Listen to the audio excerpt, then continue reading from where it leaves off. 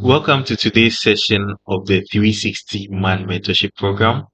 In today's session, we are going to learn about leading by example and subtle teaching. Leading by example and subtle teaching. And when we say leading by example and subtle teaching, this will be our focus area. The first will be being the example.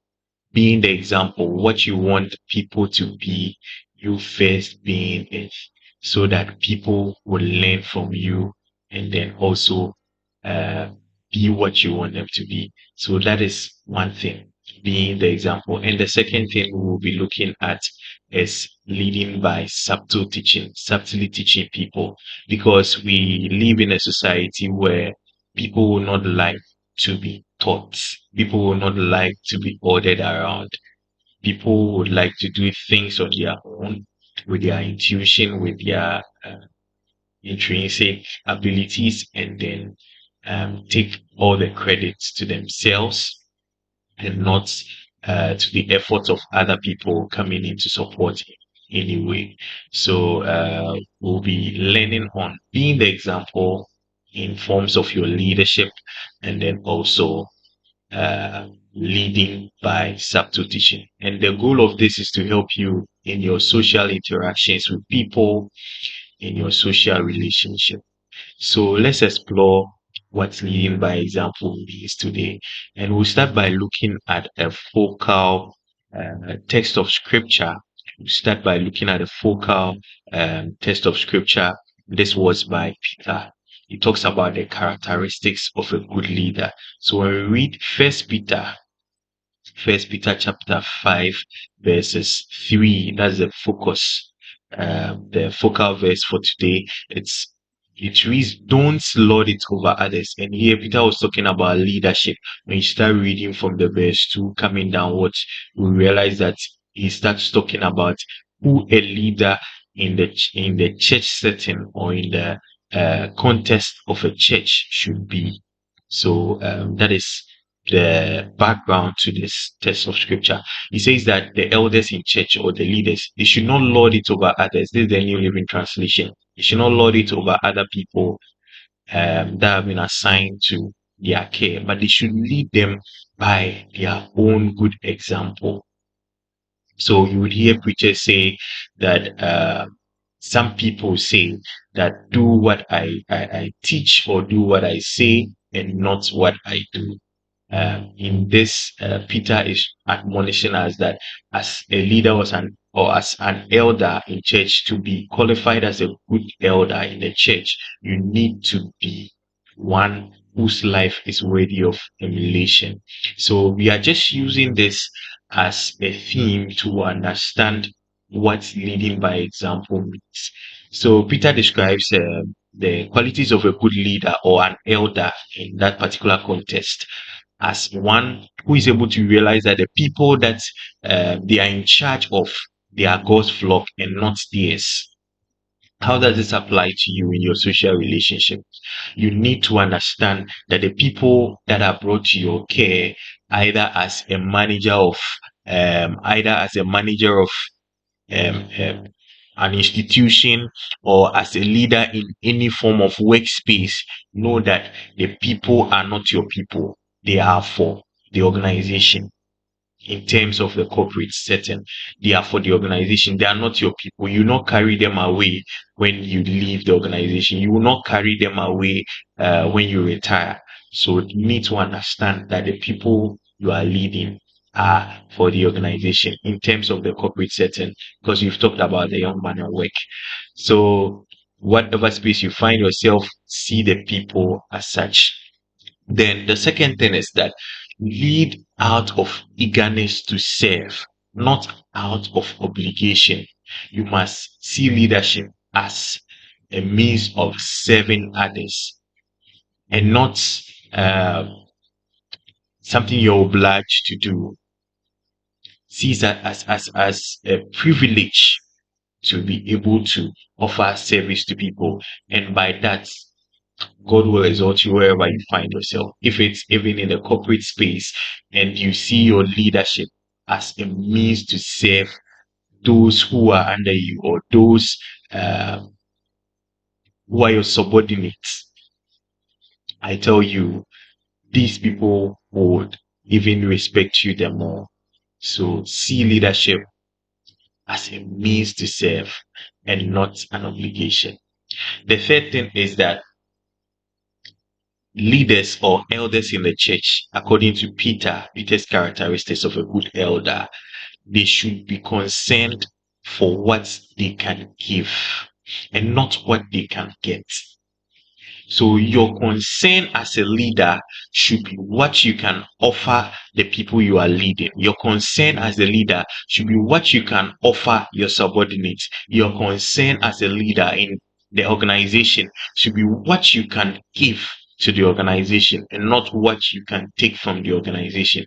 However, by giving, automatically you would receive because it's a natural principle. But the focus should be your ability to give to whatever organization you find yourself, or your ability to give to whatever group of people you are leading. So if it's in the context of your social relationship, if it is in the context of your relationship with your friend, if it's in the context of your relationship with your best friend, with your loved ones, the focus of leading by example should be your ability to be able to give to that relationship, to be able to give, to serve, to care in that relationship, and not the other way around, and not what the other person is also giving, or what you are getting, what you are receiving, or as an obligation, or as a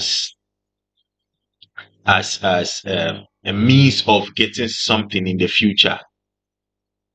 The concern should be what you are able to bring to the table, what you are able to give. The last thing, which is the focus for today, is in Peter's characteristics of a good leader, is that they should lead by example and not by force. You should not force or lord your leadership. You should not force or lord something you want people to do over them. However, you should do it, be that example that people can look up to, and then they can also be what you want them to be. So lead by example and not by force. And this is Peter's admonishment to the church elders as characteristics of a good elder. But this is even practical in our lives. If you find yourself in an organization and you are in a leadership role in that organization, you need to lead by an example and not by force. It shouldn't be by ordering the people around. It should be about being that example. If you want them to come to work early, be that example, be punctual, and they will follow that example. So let's explore the other things we have for today, under being the example. And we'll be talking more in the context of our social relationship and narrowing it down to even love relationship, because of the model 3 we are dealing with in this mentorship program. Okay, so being the example, what does this mean? So being the example, as I've explained, is that whatever you want to see people be, or whatever you want to see your subordinates do, you must first do it.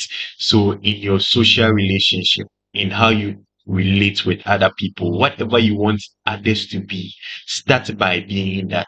Whatever you want others to do, start by doing that. If you want people to check up on you, start by checking up on them. If you want people to update you on the happenings in their life, you need to start by doing that in terms of your relationship with your loved ones. Then the reason why you need to understand this is that, first of all, ladies, this is a mentorship program for young people, young men. And so that is why I would be biased for the young men.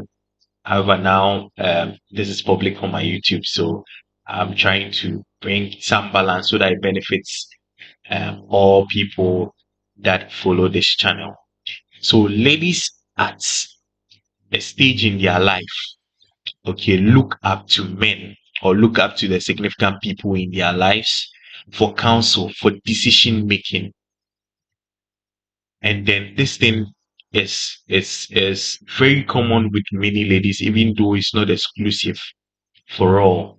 But then it's a trait in many ladies, and you start seeing it even right from your home, right from your home. Your younger siblings who are ladies or who are girls would always want to look up to you. Some of the things you are doing, you see that they will be copying, doing some of the things that you are doing. They're looking up to you for counsel, some decision making, decisions as little and as small as I may put it, as what dress to put on,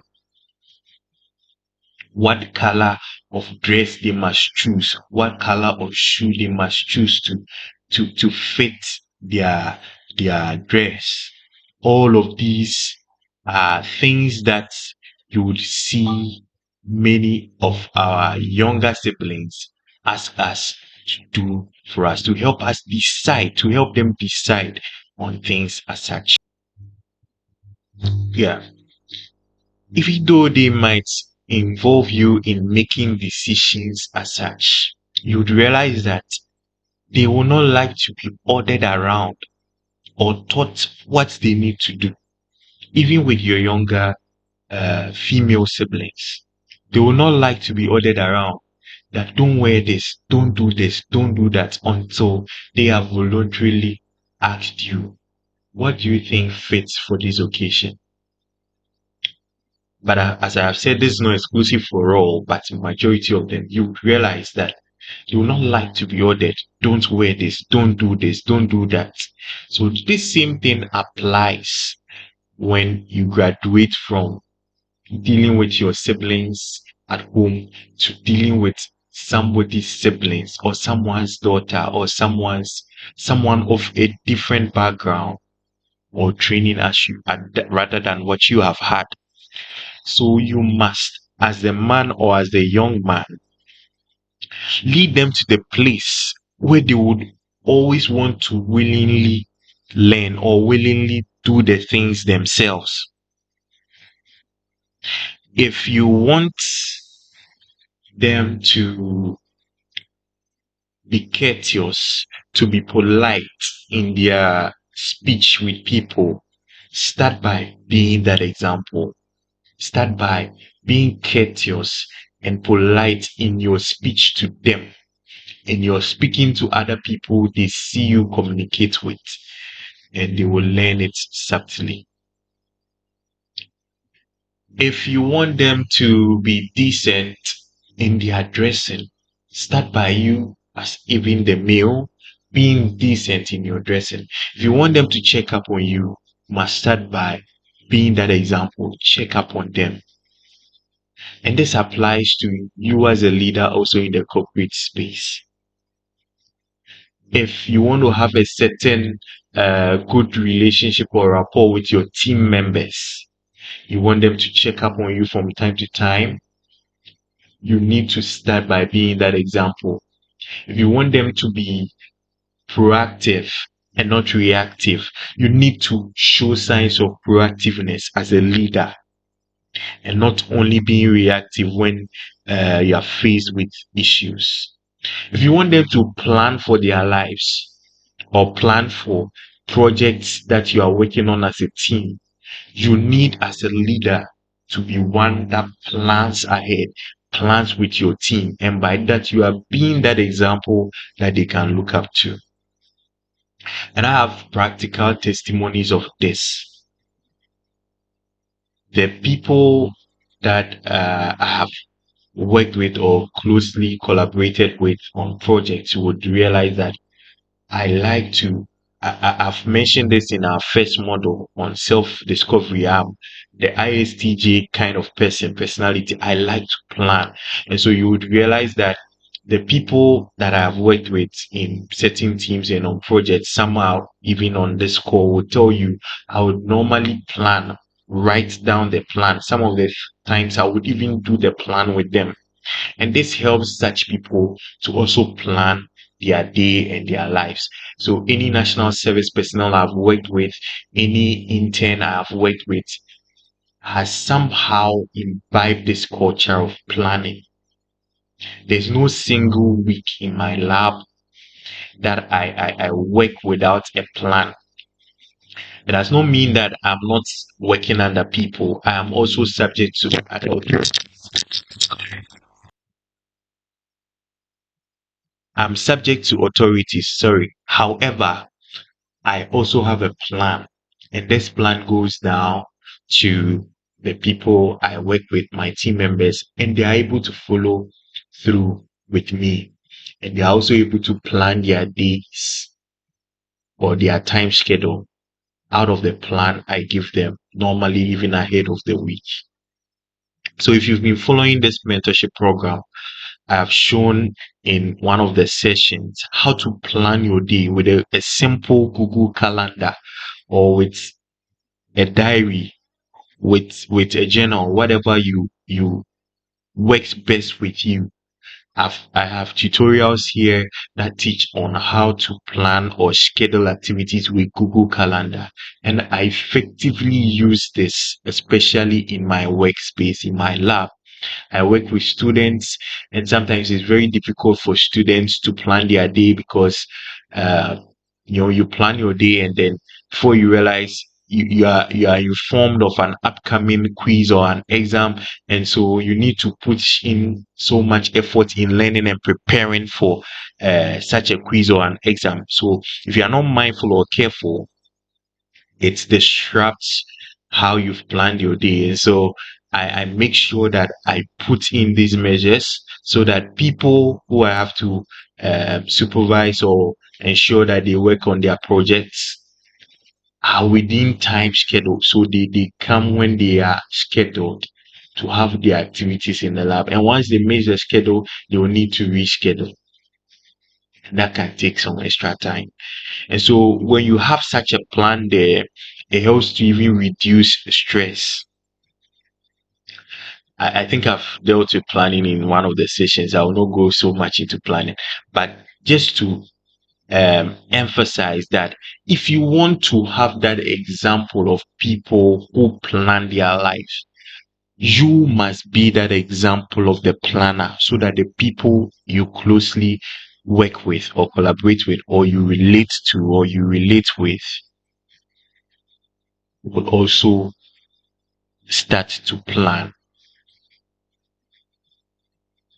So being the example is very important in your relationship with the people you care and love.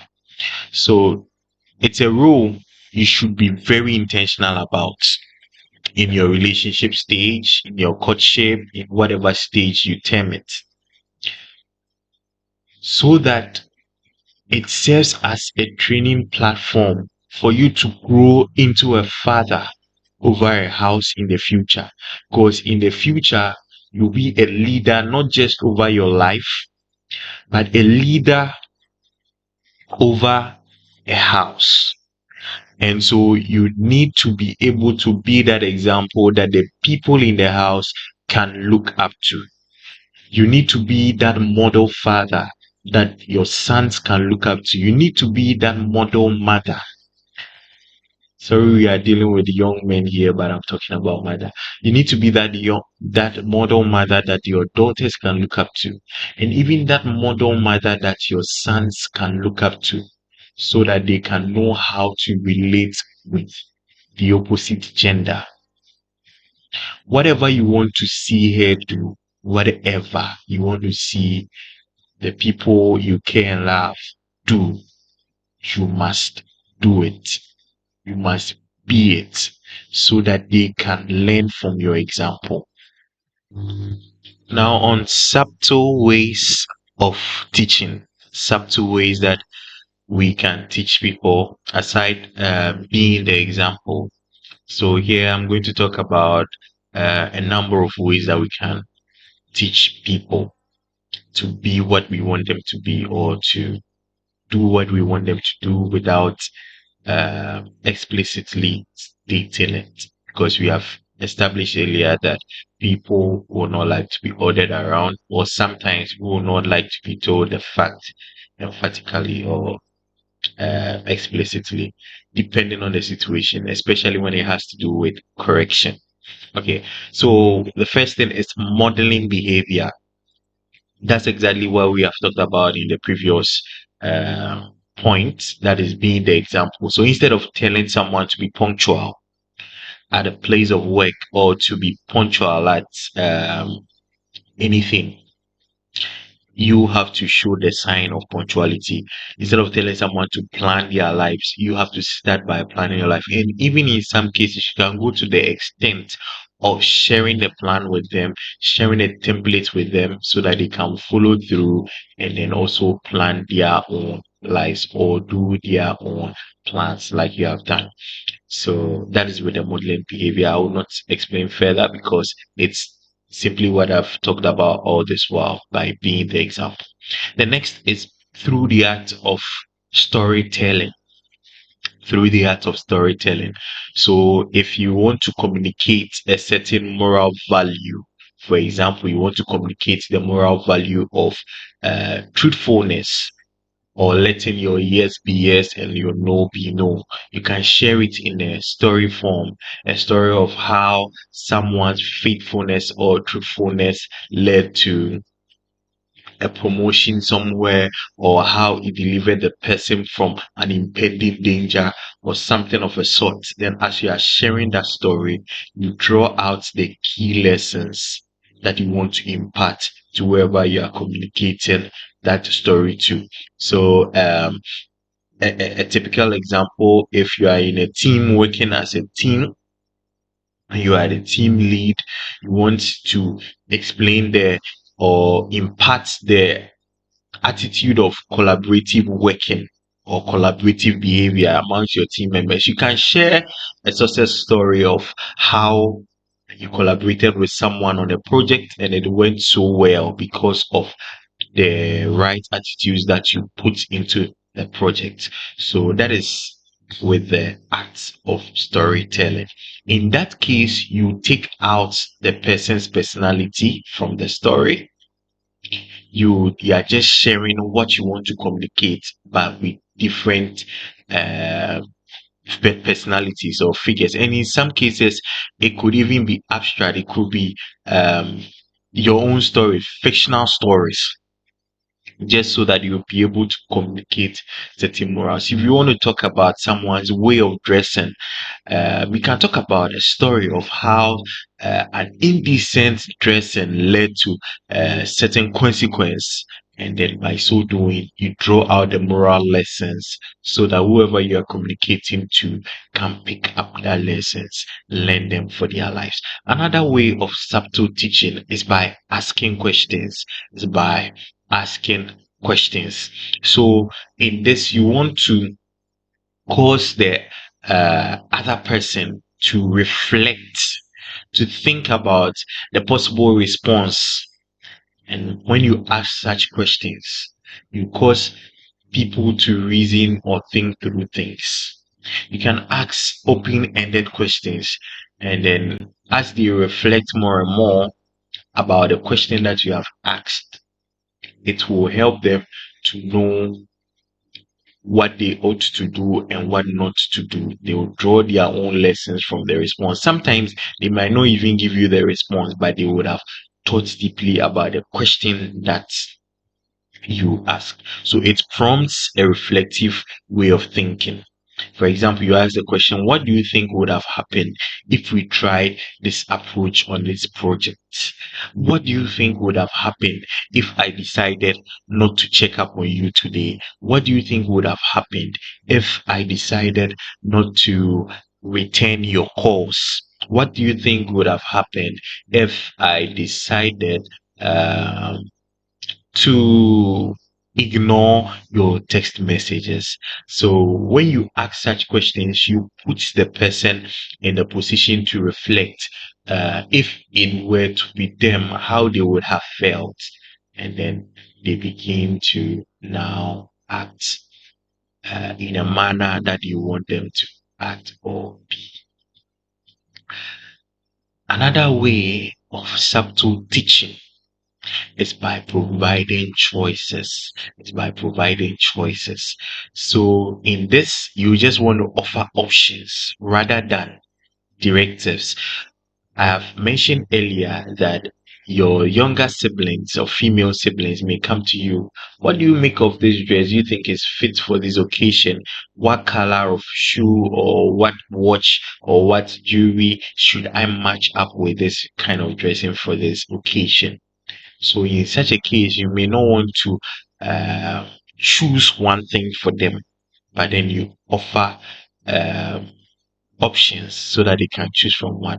Well, looking at the color of this dress, I think it will match up with a brown or black watch and a shoe of that same color. So you're giving that person options to choose from. Someone comes to you with two opportunities to help them decide on one. Bring out the positives and the negatives about the various opportunities, the pros and cons, and guide the person, lead the person to think through and let them make the decision on their own. This can be even in your relationship with your colleagues at work, and then the same as your love relationship as well. Someone can present to you, oh, I had this offer in this company.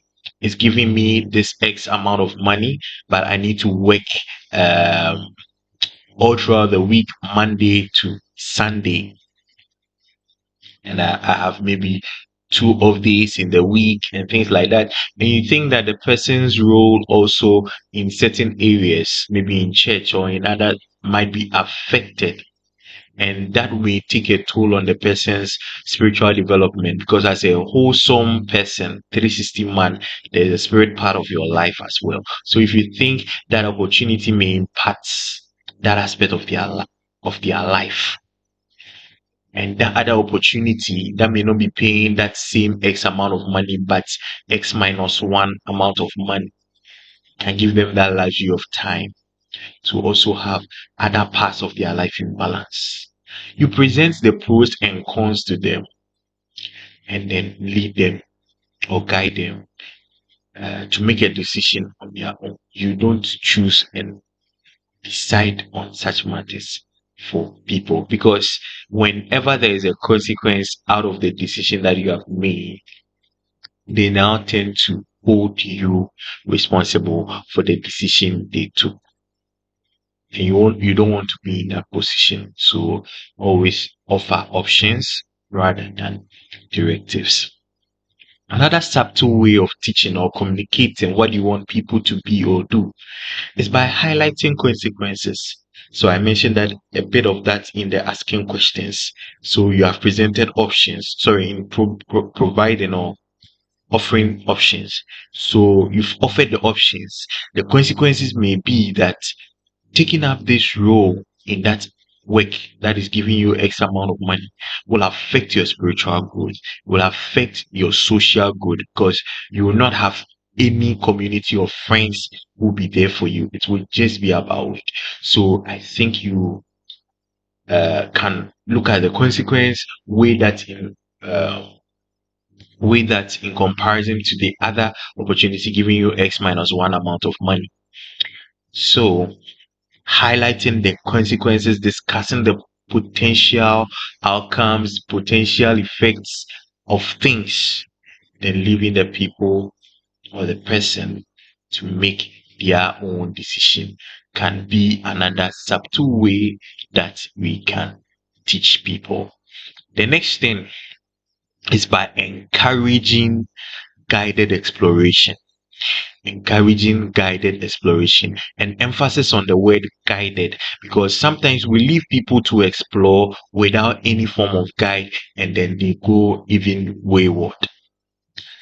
So you guide the person to explore, and exploration here means find out other people's perspectives concerning certain things. So if you want the person to dress well, You can get a book on dressing. You can get a tape, a video, or something on dressing.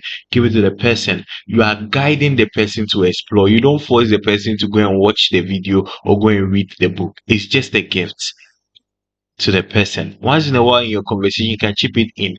What do you make of the book that I gave you? What do you make of the tape that I shared with you? What do you make of the conference that we attended? In such a way, you have given the person the opportunity to explore various perspectives concerning a thing you want to communicate or a thing you want the person to be or do. However, you are not the one actually teaching or saying it directly. So you want someone to, and even in the context of the preaching of the gospel, that is one way of evangelism. Sometimes the people you want to even win to the Lord, it's difficult for you to present the message to them. Not that you are not being the example, but sometimes they are so familiar with you. And so you want to offer an opportunity for such people to go into certain programs where they will be exposed to the preaching of God's word, and then they may be saved at such an event. So in that way, you are encouraging the person to explore, but you are guiding the exploration. You just took the person to the program. There are so many aspects of the program. The person might go to the program with different motives and objectives, but at the end of the day, the the ultimate goal of that program, it's probably soul winning crusade or something, and because of that, that effect you want to see is being realized at the end of the day. So you have guided a person to explore. So reading, it could be in the context of reading books, could be in the context of going for events or seminars together and things like that. But after that activity, after that exploration, you need to push in that question later on. Later on, what do you make of this event? What do you make of this book that you have read? What do you make of this tip that I gave you? Let a person come out with their own lesson points learned from such experiences or explorations. Another way of subtle teaching is by positive reinforcement. You see someone doing a good thing that is commendable, it's something you want the person to do, and you see a trait of it. Commend the person, praise that good, and let the person continue to even do it more and more. For example, you have been trying to win someone to church, and suddenly the person tells you, oh, I went for this conference by this man of God, I went for this program in this church. That alone should tell you the person has taken a step to go for a program. So encourage that, praise that, and gradually the person will be reflecting and thinking more and more of ways to improve in that particular way. So it could be dressing. Maybe you've been communicating so much against um your partner or whoever wearing clothes that show their cleavage or whatever, and the person puts on something that in the original makeup of the dress would show the cleavage. However, the person puts in an inner that particular day. Commend the inner, praise that good that person has done. Instead of showing the cleavage, the person has put in an inner, so there is no cleavage showing again. Praise that good, and when the person acknowledges that, oh, even this way of dressing is beautiful, is pleasing in the sight of the one who cares about me, I believe that any reasonable person will continue to do that act. So that's a subtle way of teaching. The last point on this slide is creating learning opportunities by setting up situations where learning is a natural byproduct. And a typical example is the conference situation I talked about. So there can be a conference on 360 woman. Well, I'm yet to see that, but I hope that someday we'll see that 360 woman, and you invite the person for this conference, and that person will learn naturally by that. You can see an opportunity, a mentorship opportunity. So for the women on this platform, or I mean on my channel who are watching, there is another mentorship program like this by a very good friend of mine, Grace. So mentorship with Grace. as Santua Chumesi, mentorship with gut, you can check up that one too. So once you join such a mentorship program, there's a learning opportunity that is being provided, and learning will be a natural byproduct. Learning will be a natural byproduct. So creating learning opportunities by setting up situations where people can learn. Another way I didn't put on this slide because it's a bit dicey. When all these situations are failing and you don't want to communicate explicitly, start by doing what the other person is doing. But it all depends on the situation.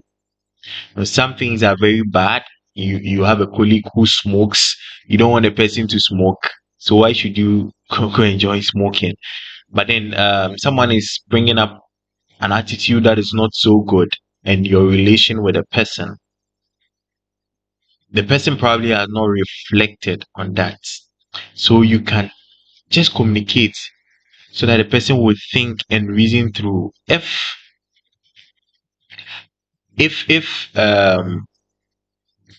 trying giving them the opportunity for them to be in your shoes. So it's just about communicating so that the person, like, you give the person the opportunity for them to be in your shoes, and then see the way they think or process or their thoughts around that particular situation. For example,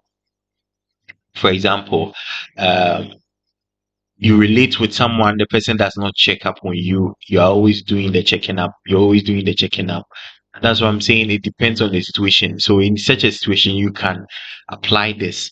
You're always doing the checking up. One day, decide that you want to withdraw and not check up, and give that person room to see how that person will react to that void that has been created in that particular day. And if they feel that void and they think it wasn't good enough, you now guide them to make a change in their life. So if after a whole day you didn't hear from the person didn't hear from you, the following day, now you can call and check up, and then you can bring that thing up.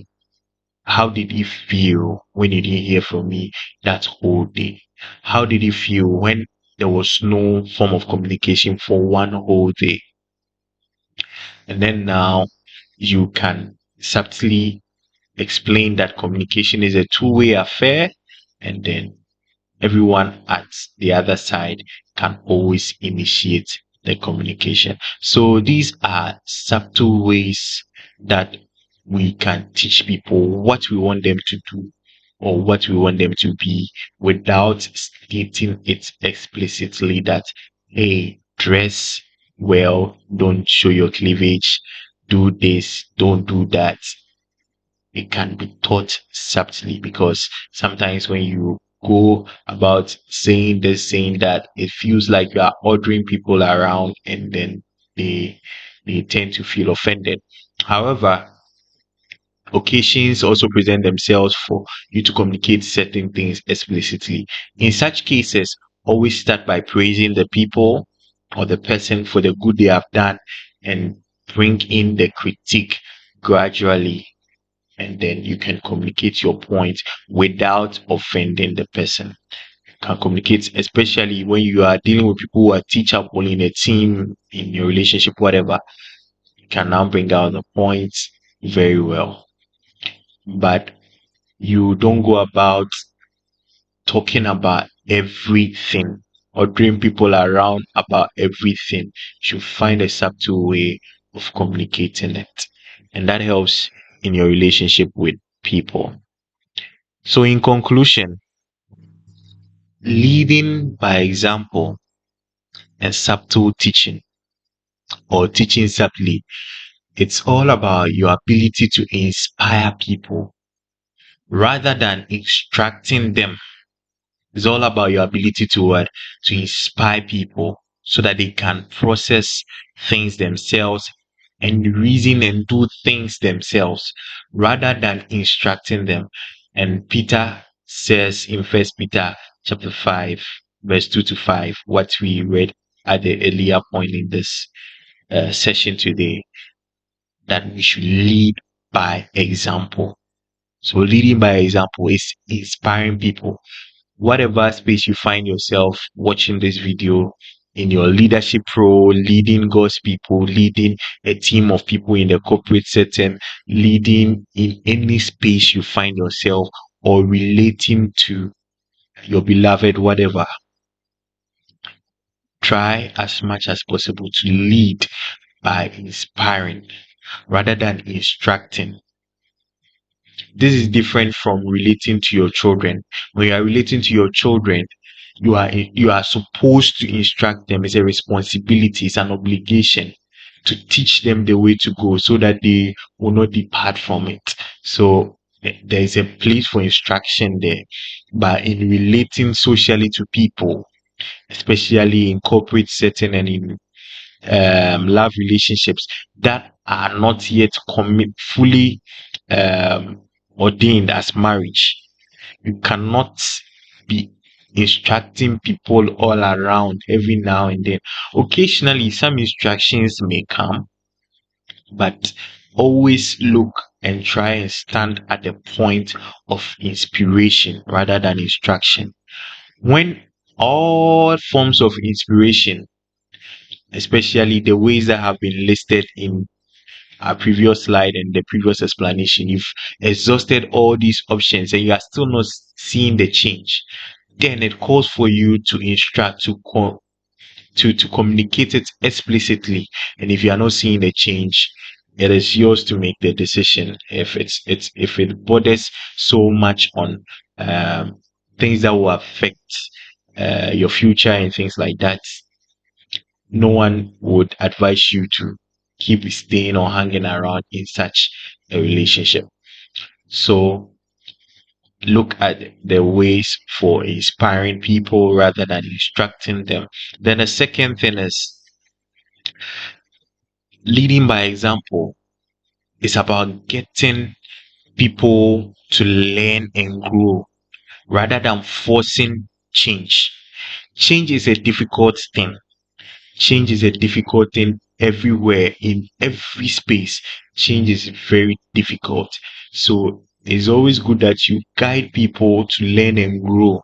And as they grow, they change themselves rather than forcing that change. It's the Holy Spirit that can convict the hearts of people to change, even when we have preached the gospel to them, the good news. So receiving that one, the Holy Spirit will convict their hearts and they change.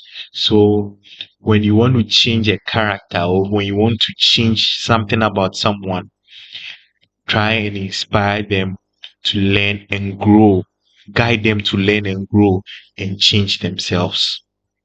Else they will change just for you temporarily, and after a while, you will not see that lasting effect of that change. So leading by example, finally, also, I would say it's an approach that fosters a partnership based on respect, mutual growth, and understanding. Mutual growth, because some of the things you need to do it with a person. You are even being the example in the first place, and then if you have to attend conferences together, you are doing it together. You are respecting the person's will, the person's thinking ability, the person's reasoning abilities.